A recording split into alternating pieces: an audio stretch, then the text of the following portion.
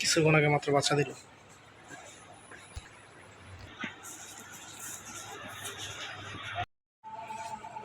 গাভীটা দেখতে আসলাম।